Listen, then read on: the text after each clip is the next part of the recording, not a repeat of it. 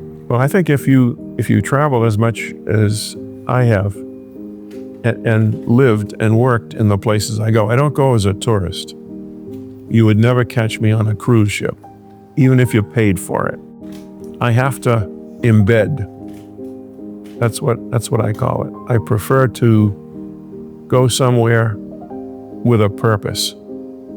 And because of my PhD and my academic experience, I always find things to do. I can teach. I can teach young people how to become doctors. I can study their diseases. You name it. And so you get to live with the people. I don't live in the towns. I usually live out as close to the rural areas as I can. And I'm not interested in big cities. I'm interested in people you would call poor, but they're really not poor. You have to look carefully.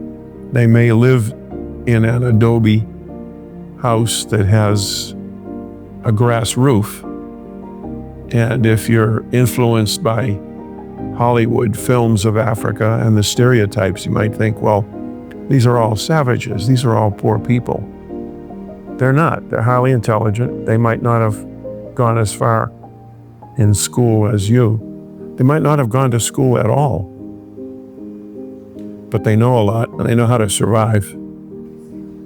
Well, look at France, a highly developed country. I think they had 250 deaths in just the last week because of temperatures of 95, 98. So you don't have to get to 115 to kill people. In fact, when I worked in the Niger Republic, which is in the Sahara, the temperature for about 7 or 8 months of the year was 115. So I could not work from about noon till about 4 o'clock in the afternoon because it was so hot that you would become physically ill. So you'd have to stay in. There's no air conditioning, but you have to get under a roof and wait until the temperature comes down. It was so hot that if I wanted to do work, like write, which I spend a lot of time doing, I write scientific papers, I write memoir, I would get up at 1 o'clock in the morning, the coolest time of the day in that part of Africa. So during the day, it'd be 110, 115. At night, it was 100, 105. It was pleasant. Sounds strange, I think, to some people. But I would get under a bug tent. It's a mosquito tent. I call it a bug tent. No holes, no mosquitoes get in. And I would have a miner's lamp strapped to my forehead with AA batteries. And I would have my journal in front of me with 2 or 3 pens. And I would write for 2 hours in my journal about what I did during the day. No notes. I would just write nonstop, describing my activities, the people, how I felt about them, which was invariably, unless they were trying to rob me on a highway, which happened, I enjoyed the people. So I wrote about all this, but it was cool, and mosquitoes wouldn't bother me. And I would take all these notebooks back home to the US, and I would write memoir on that trip. So probably made more than 24 trips. I have a memoir, 250, 500 pages on every one of them. So I do a lot of writing. But Africa is a good place to observe, take lots of notes, take lots of pictures, but immerse, embed with the people. That's the key. You're not a tourist. Most people are. I was not a tourist. I would go over there, airplane would land, I'd go to bed. The next day, I was out in the so-called field, which meant out in the villages and that, either teaching or studying the people that I was interested in. So that worked. That pattern worked, whether you're in Taiwan, India, Turkey, Ghana, keep going. I've been there and done that. Zimbabwe, in the south of Africa. So I worked out a method for learning, self-learning. Didn't have any teachers, but I would teach myself. Sounds like you spent quite a large amount of time in Africa. You said over 30 trips. Yes. So out of that time,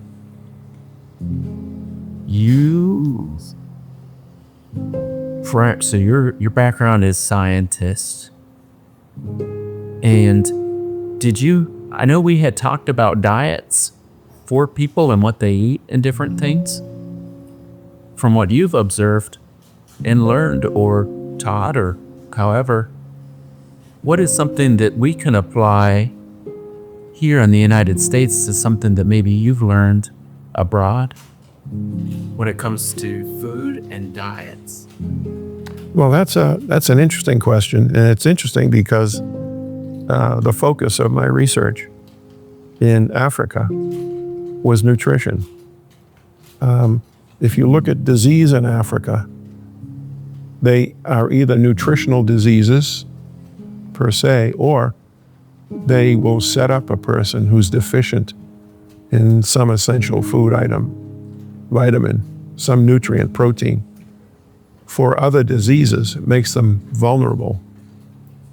So nutrition was always the focus. Someone would say, what are you doing over there? I said, I have goals. Tourists may have goals of wanting to see the Eiffel Tower and the pyramids and all that. I'm interested in the people. That's the level that I'm interested in. I want to know what their health problems are, and there are many.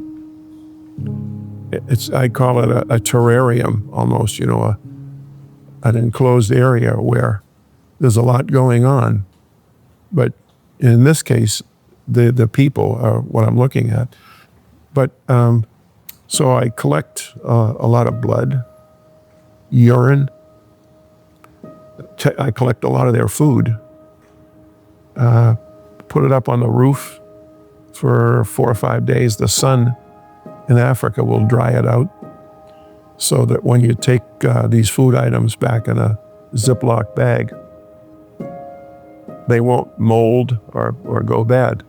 So you work all this out. There's no textbook that tells you how to do it.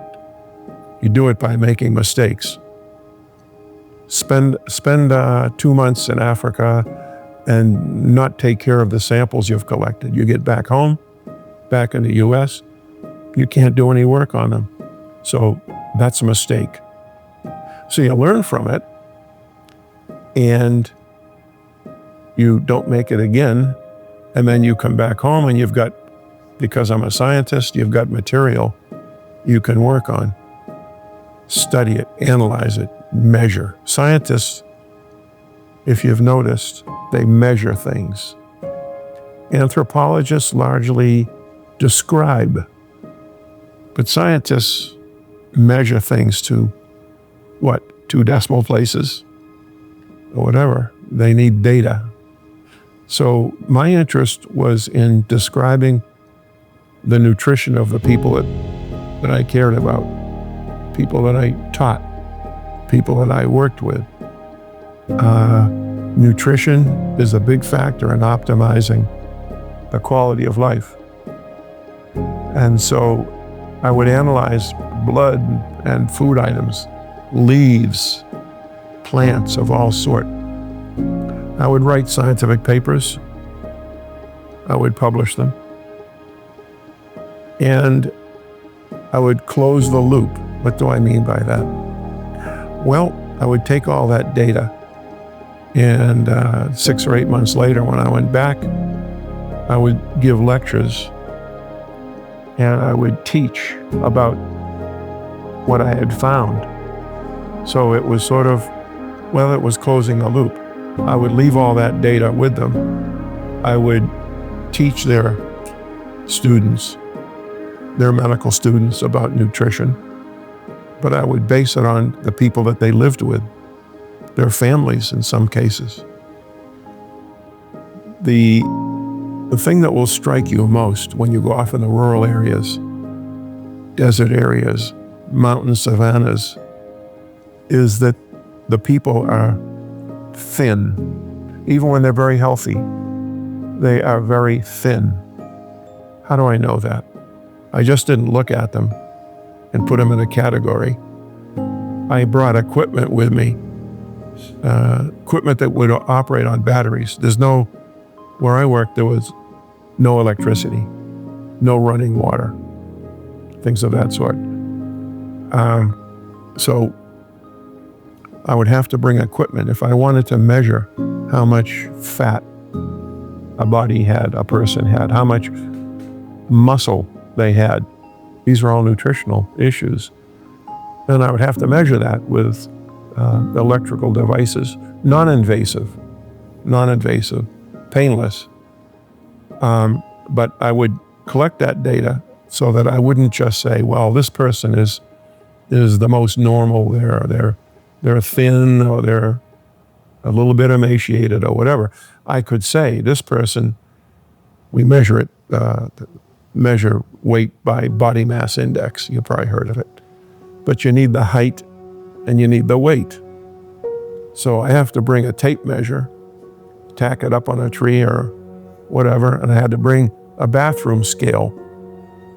So you need a backup bathroom scale, because if the first one goes, your project slows down. If not that, it stops. So I would go to Costco and I would buy two $16 bathroom scales and stick one in my backpack so that when I went out in the villages, I could measure the height and weight. I could get the BMI. So if you asked me about a certain tribe or a certain village, I could say, well, the average body mass index is 19.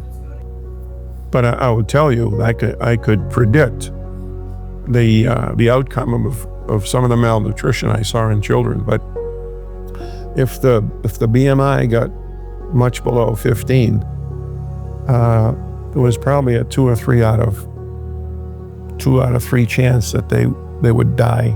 That's protein malnutrition, very severe. If I saw most of the women had a body mass index of around 19 or 20, and I used to worry about that. And so I was always looking for ways to get calorie. Here in this country, we're looking for ways to limit caloric intake, calorie intake. There, I was looking for ways to increase the intake.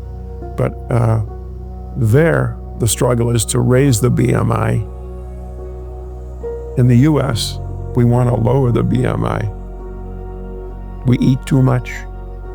We don't move around enough. We spend too much time with an iPhone, sitting. We spend too much time on TV, that sort of thing. So the other reason why the indigenous people that I worked with were so fit, although you would say, well, they're kind of skinny, whatever, was because they had to do a lot of manual labor. What's an example of manual labor? For a woman, it's walking 2 miles with a baby swaddled on her back, with a 2-year-old in her hand, and she's going out 2 miles to a stream to carry back 5 gallons of water atop her head with the spare hand that she has, because the other one's occupied holding on to a 2-year-old. And do you know how much a gallon of water weighs? Want to take a guess? I think 1 gallon of water, not including the device holder or the receptacle, I would say, is it about 9 pounds? Close. It's about 8 pounds. So a 5-gallon bucket atop the head of an African woman who's has to turn around and walk 2 miles back is going to be about 45 pounds. So they have a lot of compression disease of the upper spine. T1, T2, T3, they have compression from all that water. Pushing down, yeah. So in Spanish we say la vida es dura. Life is hard. For the Africans, you don't have to tell them that. So they do a lot of very hard labor. If you grow your crops, you grow millet, corn, cassava, things that they grow that have calories. Rice, if you're near water. It's very, very hard work. And they don't have plows. They don't have any mechanized equipment. They do it with a trenching tool. What's a trenching tool? Look at a World War I movie. You'll know what a trenching tool is. It's the short-handled spade that a soldier carried. They would just dig into the earth with that. Well, that's how they make their furrows. They make their fields so they can receive seed and all that. So they're also pretty muscular. It wouldn't look like a weightlifter, but they're very strong. So you're going to find people who are lean. We don't find many lean people here in America, and that's what we're trying to do. Talking about farming, when someone is a farmer in Africa compared to a farmer in America, are they generally just making their own food or food for a village or for the country? Do you know anything? Do you want to speak to anything on farming? Yeah, it depends on the climate. It depends on how much rain there has been and things of that sort. If you're lucky enough to have an American from Pittsburgh, like me over there, who can buy you some fertilizer, that would help, but most people can't afford fertilizer. So what you hope for is rain, and you can't count on it. You may not be near irrigation. So to answer your question, I would say it depends. It can be both. What you hope for is you can raise enough food to last the year, put it away. Grains are great because you can dry them out quickly and they store well. They don't deteriorate. They don't mold up or whatever. If you've got enough land and you've got good water, you can grow extra that goes beyond your family's needs. So on Tuesday, you can take it to market and sell it. What do you do with the money? You buy sandals so you don't have to go barefoot. You might buy bananas, which are costly, so you can vary your diet and all that. But food becomes really critical. A roof over your head, water, food. Those are the essentials of life, pretty much. And after that, you're happy if you can get it. Medical care, most people don't have access to the medical care. They live too far away from an urban center where there'd be a hospital or a clinic. Well, you asked earlier about nutritional issues. What would you say comparing the nutritional needs here and there? One of them is what you alluded to. The main cause of blindness, poor vision, blindness, is a lack of vitamin A. Comes from beta carotene, which is yellow. It's in fruits mostly. You don't have a lot of fruit in the desert areas, so vitamin A deficiency is very common. I've been in villages where life expectancy isn't much above 40. That's life expectancy. If someone lives to be 45, life expectancy is 40, they're old, and they're probably blind because of vitamin A deficiency. But secondly, they get parasites. So infectious disease is a huge problem. And that's where, again, overall nutrition, if you're eating protein and you've got some of the essential vitamins and all that, then you're healthy or stronger. You can resist a lot of these other diseases. So nutrition's a big issue, no matter how you approach it. In the early 2000s, and I'd already traveled there for 25 years because I first went in mid-70s after a terrible civil war in West Africa called Biafra, Biafra. So there was a civil war way back then. That's why I first went. I thought that I had skills that could be used to build a medical school and to develop curriculum in the war zone. War zone, like most war zones, involves lots of devastation. But 25 years later, I was up in a grassy savanna area, high up in the mountains, higher than Dallas, 6,000 feet. And I'd been working in a village, small village of about 300 people. And these were cattle people, herdsmen, we call them. So they lived on their economy. They lived on cattle, milk, and the things you make from milk, which you could be surprised by what they can make from milk. And they would take the milk, they would feed their families with it, but they would bring the yogurt, they would bring the butter, other fermented products. They would bring those things and sell them in the market once they've fed their families with it and all that sort of thing. So those are herdsmen. What do herdsmen's cattle like? They like grass. So what if you're a village, not even a village, a hamlet? Anthropologists would call it less than 300 people, a hamlet. They're all blood related. They're all brothers and sisters.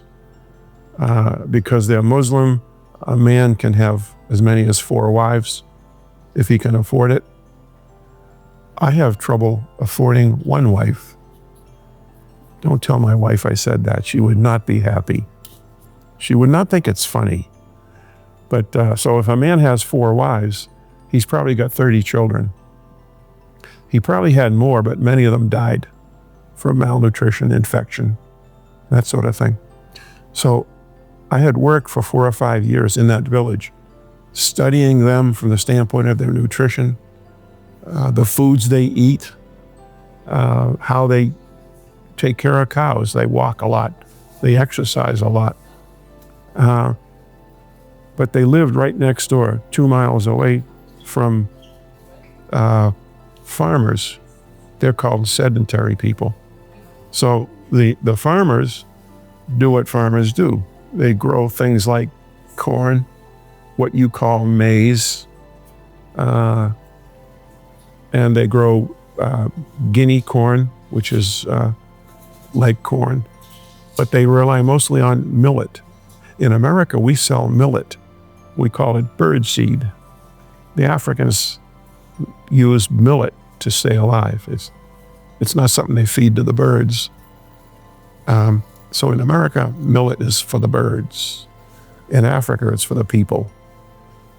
But if you're a farmer, you don't want a lot of cows stomping all around your farm, eating up the corn and the millet you're growing.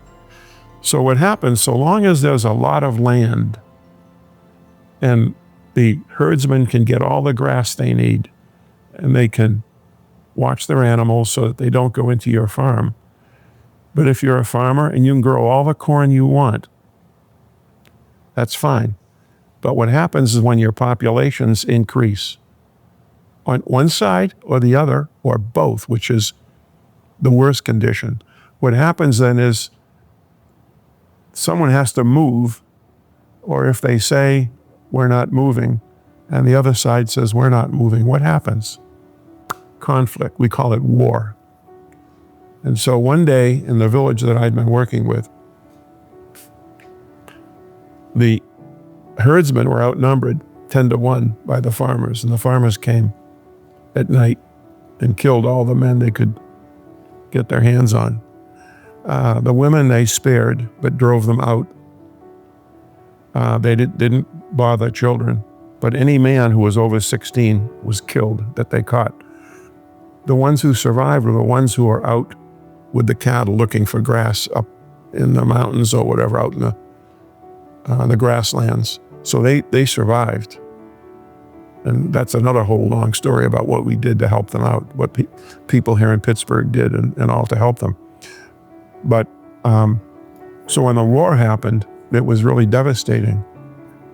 And so that gave me a project to work on for the next 5 or 10 years that went far beyond the chemistry and the nutrition and the engineering that I knew. It took other skills. So what we did, because the village was destroyed, the farmers wanted to be sure that the cattle people did not come back and resettle again. So they were moved about 50 miles away, but there was nothing there.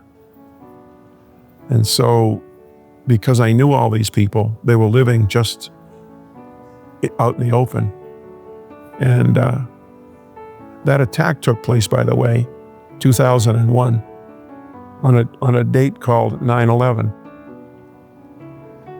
So I got an email on 9/11 from one of the survivors who was able to get someone to help him communicate. They sent me an email saying that our village has been destroyed. They've killed our men. I couldn't get an airplane. I couldn't get a flight for 6 weeks because the airlines weren't running for quite a long time. And I had to make connections to get into that part of Africa. But I was able to use that 6 or 8 weeks to collect money.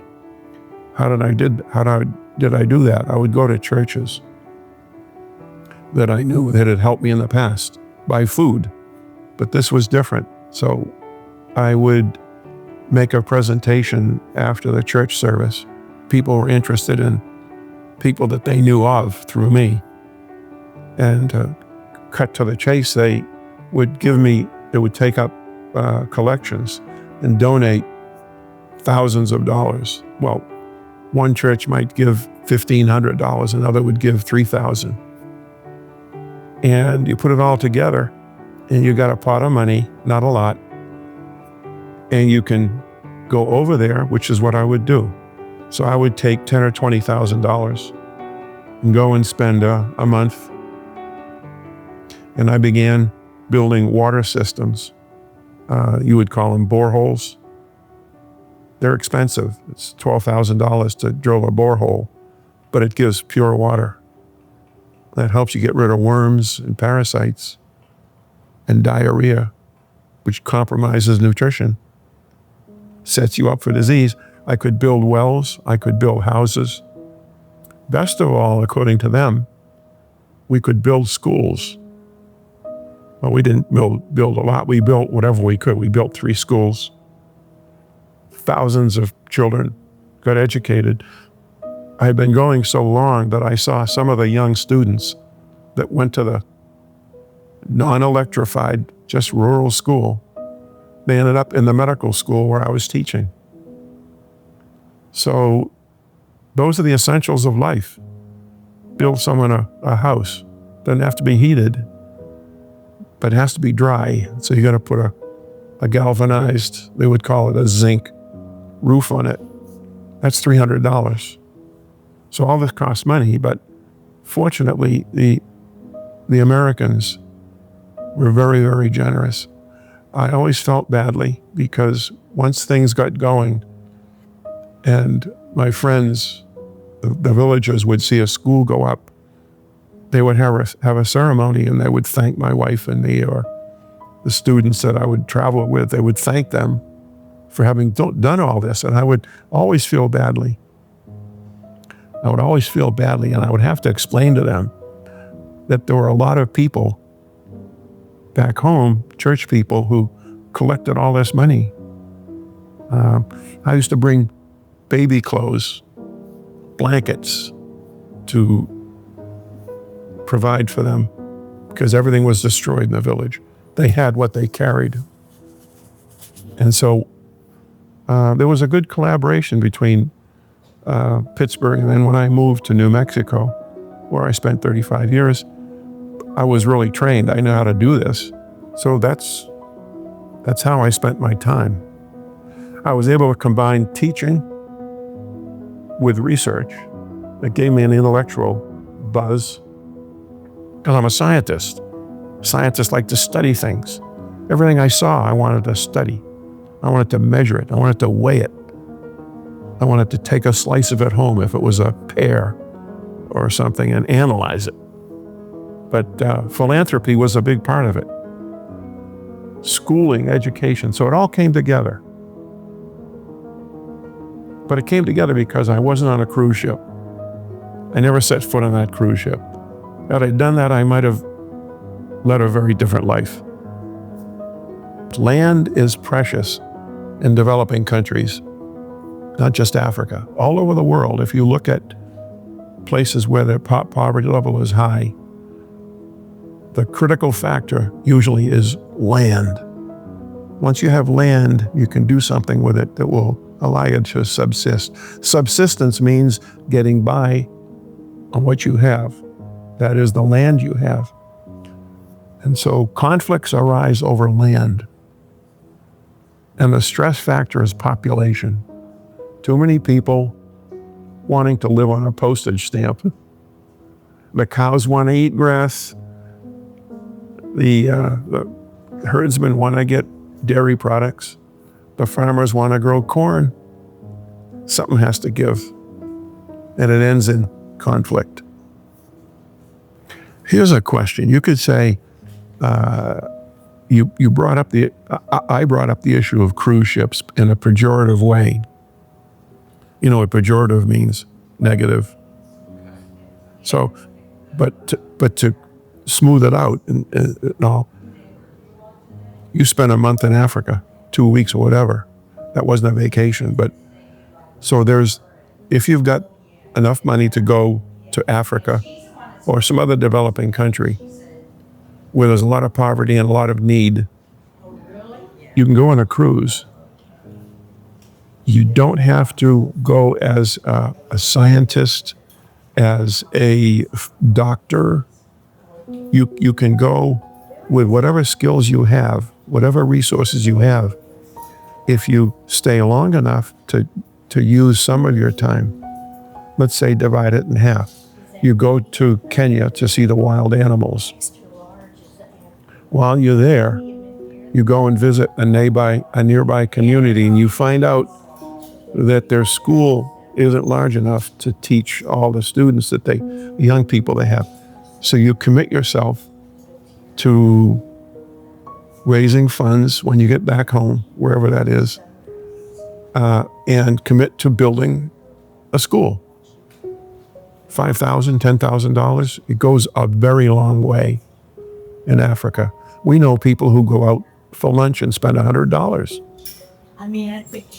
Period. That'll tell you. So I'm saying that if you're going to go to Africa to see the wild animals, think of extending your stay and committing to something philanthropic. Think of doing something for humanity. If you're sitting here in the United States and you're aware of problems, conflict zones are one. It's just not natural disasters, but conflict zones, poverty, issues, and all. What I would recommend is before you do anything, is you go to the library, go to the public library, and you take out a couple of books that deal with the country that you're interested in and the people who live there. And you read about them and you find out what their needs are. So you look at the underdeveloped places on the earth, and there are many. Learn who the poor people are. Who are they? How do they live? What are their needs? And then ask yourself, how could I help? It may be that you've got health problems and you can't go there yourself. You don't have to. There are groups that have spent all their time taking care of these kinds of things. Doctors Without Borders. If you want something more personal, find someone who's already working there, but can always use more resources to provide blankets for newborns, whatever. That's what I would recommend. Read. Find out what the issues are, what the problems are, and ask yourself, what can I do to be helpful? Work with someone or some organization. I don't want to say me. Kiwanis Club was very generous to me. I would give this talk, and I'd come away with a check for $3,000. I could feed 10 families for 6 months with that money. So the key was having someone that you knew and trusted, who knew those traps and those things. Goodwill people, but they didn't know how to do it. And they created lots of problems because people fought over the money on the other end. People got hurt. I mean, I'm not making it up. So the key is to find someone or some group. Now, the cynics are always saying, well, yeah, I heard a story. I love that one. I heard that somebody gave a check to Doctors Without Borders and it went down the drain. It was that's not true. These groups have lots of really dedicated people. For example, my son has spent half his life in Africa. He's got a job here, but he's devoted to that. I've used every vacation for 55 years to go to Africa. Those kind of people know what the problems are. They know who the people are on the other end who can facilitate it, who are not poor, but know the poor. It's a whole chain of trust, and that's really key. I got around it a lot by stuffing my shoes and my underwear and everything, my shaving kit, with $100 bills. But I nearly ended up in prison a couple of times because of that. You don't do that. You got to declare $5,000. I got $20,000. First of all, someone would kill me if they could, if they knew or whatever. But to answer it is, find someone who's had their feet on the ground and they go back. That's a big one. Most Americans will go to the places I went to once, and their first thing they tell me is, I ain't never going back. It's too difficult. I got sick and I got shot at. All those things I got. And I went back. And I went back and back again. And finally my wife said to me, this one, I only have one. One day, in fact, she was with me for 4 months in the same place. And she said, coming back on the airplane, she said, I have to bring up something with you. She said, you're not going to like it. Now that's a big warning. That's, when a woman says, I got to pick a bone with you, or anyone, not to be a woman. And she said, this is far more dangerous than I thought. She said, I've seen it. I see what you do. She said, you have no bounds. You'll go anywhere and you don't have any protection. You don't go with, you could go with your soldiers. I said, I'm not doing that. I'm not coming here if I have to do that. I want to get in a taxi cab and go 50 miles into the desert. Well, a lot of bad things can happen. And my wife said, you've got to choose. It's either me or Africa. She said, you're not going back again so long as you're married to me. I'm telling crap. I'm joking, but I'm telling you the truth. And she did. She said, it's either Africa or me. And right away, because I think I'm not always as sensitive as I could, I said to her, can I have 4 or 5 days to think about it? I thought she was going to put a butter knife in my chest. She said, that's not the least bit funny. She said, I think you're a jerk. That's true. You can go over there right now, bring her a ham sandwich, and she'll tell you that story. Yeah. I've got a schoolhouse there named for me. I had to fight with them. I said, I'm not over here because I'm using the pronoun I. They didn't understand what I was talking about. I said, there's no pronoun I hate more than I. I'll go with a we, meaning that in Pittsburgh or somewhere there's someone who helped me with this. You know, and it's a professor. I don't like to be called doctor. You know, so there's the Professor Glew